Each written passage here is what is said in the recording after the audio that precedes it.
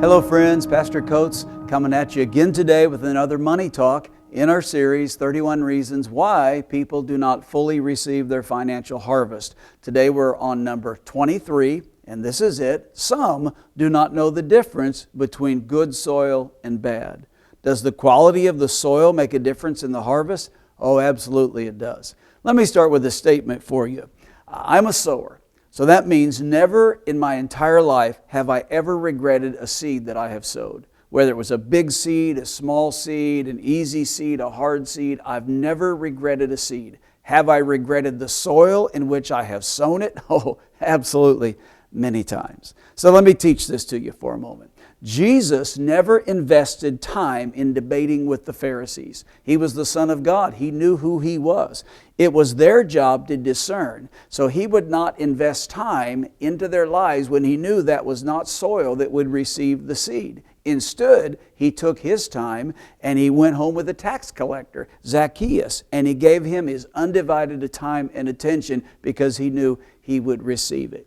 2 thieves died on either side of Jesus, but their responses to Jesus' death was completely different. One rejected. Luke 23:39. He said, "Are you not the Christ? Save us and yourself." But the other responded in verse number 40, "Do you not fear God, since we are under the same sentence of condemnation?" And then he went on to say to Jesus, "Remember me when you come into your kingdom." I know it's hard.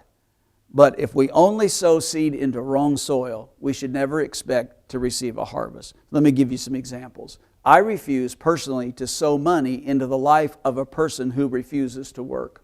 If they cannot work, if there's no opportunity to work, if they have physical problems, whatever the case may be, I often give them a gift, but I don't particularly regard it as a seed. Also, when I do that, I don't want them to pay me back.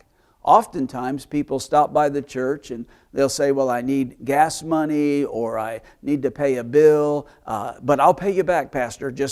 I just need X amount of money by such and so day, I'll pay you back. To me, it's either a seed or a gift, but it's never a loan. You see, Jesus said in Luke 6:35, "But love your enemies and do good and lend, expecting nothing in return, and your reward will be great."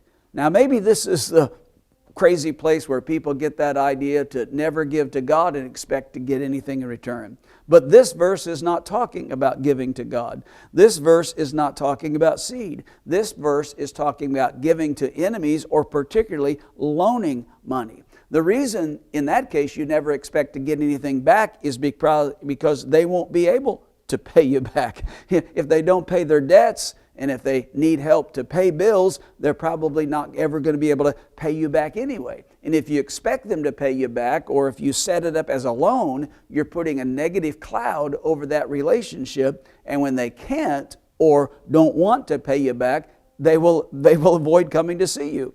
And thus then you have destroyed a relationship. So never sow money into the life of a person who refuses to work. Never sow money into a ministry that is against financial blessing. Do they need money?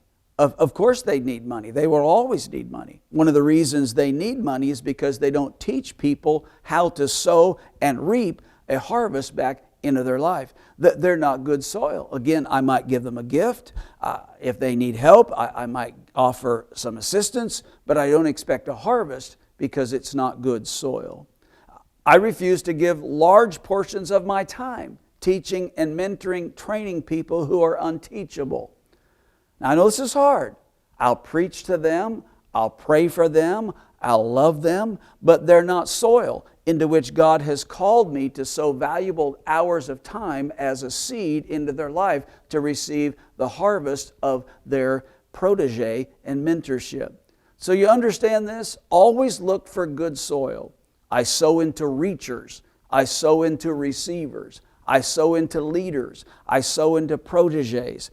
But let me give you this in closing. Also, don't accept the idea that you can just sow your seed anywhere and it doesn't matter. Like some people, instead of cutting a furrow and carefully planting their seed, they just are like broadcast grass seed, broadcast spreaders. They just throw it out there. We'll say, it's the